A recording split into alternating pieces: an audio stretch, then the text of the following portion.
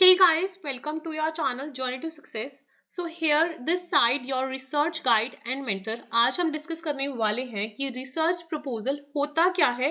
Research proposal आपको एक strong and compelling बनाना है, तो उसके लिए क्या टिप्स एंड ट्रिक्स हैं और क्या बेसिकली फॉर्मेट होने वाला है रिसर्च प्रपोजल का। सो एक शॉर्ट एंड क्रिएटिव वीडियो के थ्रू हम जानेंगे everything about the research proposal.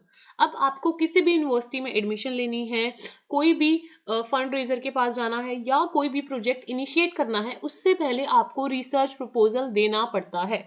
अगर आप एक पीएचडी एस्पिरेंट हो या आप रिसर्च प्रपोजल तैयार करना चाहते हो, तो उससे पहले क्या टिप्स हैं मैं आपको बता देती हूँ। बट उससे पहले हमें पता होना चाहिए कि रिसर्च प्रपोजल होता क्या है। आपको पता है कि आप पीएचडी स्टूडेंट होगे, तो रिसर्च प्रपोजल आपको किसी भी यूनिवर्सिटी में, अकेडमिक इंस्टीट्यूट में एडमिशन लेने से पहले डिपॉजिट करवाना पड़ता है। और ये जो रिसर्च प्रपोजल है, ये बहुत ही ज्यादा इंपॉर्टेंट डॉक्यूमेंट है आपके लिए। तो सबसे पहले जानते हैं रिसर्च प्रपोजल का बेसिकली मतलब क्या है। रिसर्च प्रपोजल एक बेसिकली प्लान है या रोड मैप है, जिसके बारे में आप अपने रिसर्च के बारे में थोड़ा सा लिखोगे और इसका पर्पस क्या है, कन्विंस करना। फॉर एग्जाम्पल, आप अगर पीएचडी कैंडिडेट हो तो आप किसको कन्विंस करोगे, अकेडमिक इंस्टीट्यूट को वो करोगे, कन्विंस करोगे कि वो आपको एडमिशन दे दें, या सुपरवाइजर को कन्विंस करोगे कि वो आपका गाइड बन जाए। ठीक है, फंडिंग एजेंसीज को भी आप कन्विंस कर सकते हो फंड लेने के लिए। ये बहुत ज्यादा इंपॉर्टेंट डॉक्यूमेंट है। रिसर्च प्रपोजल आपको सबमिट करवाना पड़ता है। यूजुअली एडमिशन लेने से पहले प्रॉपरली रिसर्च प्रपोजल तैयार करना पड़ता है। ठीक है, वैल्यूएबल आपको पूरा प्रॉपर इसके टिप्स एंड ट्रिक्स मैं बताने वाली हूँ इस वीडियो में। जब भी आप रिसर्च प्रपोजल तैयार कर रहे हो, उसके कुछ टिप्स हैं राइटिंग के।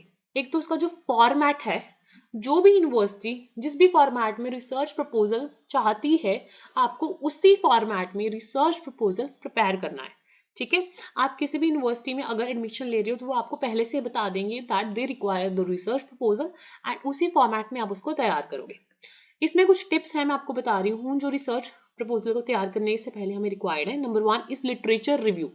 हमें पूरी पीएचडी के दौरान जो भी लिटरेचर रिव्यू है वो बहुत ध्यान से करना है। अब आप कोई चीज में रिसर्च करना चाह रहे हो, तो आपको पता होना चाहिए कि आपको क्या नई चीज रिसर्च करनी है और क्या चीजें हैं, मतलब जो एग्जिस्टिंग थ्योरी है उस चीज की वो क्या है।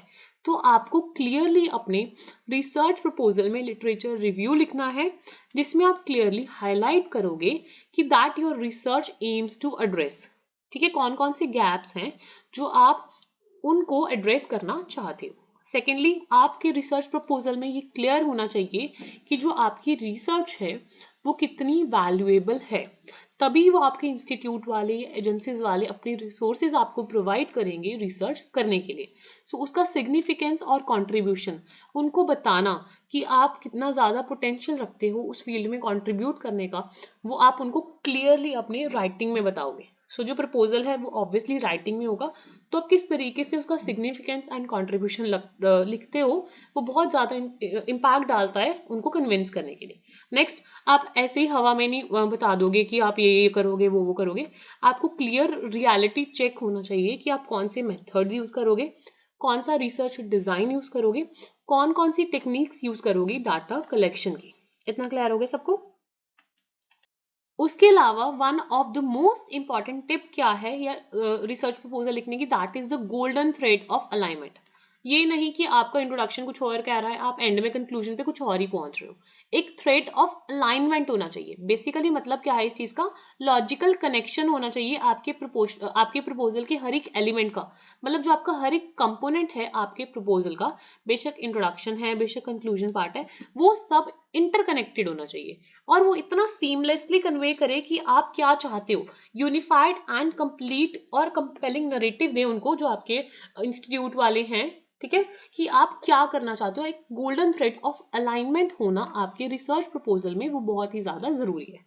उसके अलावा कुछ बेसिक चीजें हैं जो आपको ध्यान में रखनी है कि जो फॉर्मेटिंग है रिसर्च प्रपोजल की, वो आपकी यूनिवर्सिटी की गाइडलाइंस के अकॉर्डिंग हो। ये नहीं हो कि आप किसी यूनिवर्सिटी में और एडमिशन ले रहे हो और आप प्रपोजल का फॉर्मेट अपने आप गूगल से निकाल के बैठे हो। जिस फॉर्मेट में जो यूनिवर्सिटी प्रपोजल चाहती है उसी वे में प्रिपेयर करना है, वरना आपका फर्स्ट इंप्रेशन ही लूज हो जाएगा।